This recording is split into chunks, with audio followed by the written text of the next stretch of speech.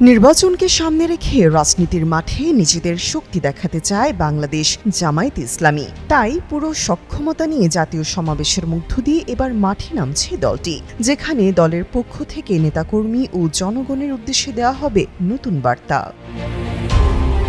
দলীয় সূত্রে জানা গেছে, আগামী নির্বাচনের মধ্য দিয়ে রাষ্ট্র ক্ষমতায় যেতে জামায়াত সর্বোচ্চ শক্তি প্রদর্শন করতে চায়। এই লক্ষ্যে তারা ইসলামী দলগুলোকে পাশে চাইছে এবং ইসলামপন্থী ভোটগুলোকে এক ছাতার নিচে আনার চেষ্টা করছে।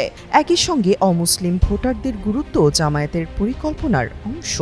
গণঅভ্যুত্থানের পর জামায়াত কোণঠাসা অবস্থা থেকে বেরিয়ে এসে স্বতঃস্ফূর্ত কর্মকাণ্ড চালাচ্ছে এবং ইতোমধ্যে দলীয় প্রতীক দাঁড়িপাল্লা সহ নির্বাচন কমিশনে নিবন্ধনও ফিরে পেয়েছে। এখন তাদের লক্ষ্য আগামী নির্বাচনে নিজেদের শক্তি প্রদর্শন করা।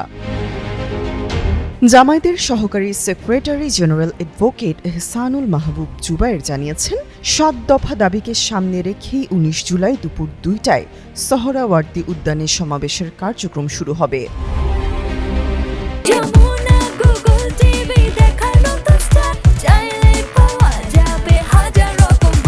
জামায়াতের ৭ দফা দাবির মধ্যে উল্লেখযোগ্য হল সব গণহত্যার বিচার, প্রয়োজনীয় মৌলিক সংস্কার, জুলাই সনদ ও ঘোষণাপত্র বাস্তবায়ন, জুলাই অভ্যুত্থানে শহীদ ও আহতদের পরিবারের পুনর্বাসন, পিআর পদ্ধতিতে জাতীয় নির্বাচন অনুষ্ঠান, প্রবাসীদের ভোট দেওয়ার ব্যবস্থা এবং লেভেল প্লেইং ফিল্ড নিশ্চিতকরণ।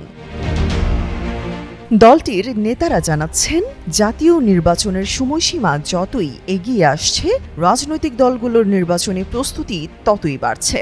জামায়াতে ইসলামীও নির্বাচনী প্রস্তুতিতে এগিয়ে রয়েছে এবং সারা দেশে আসন ভিত্তিক একক প্রার্থী ঘোষণা করেছে।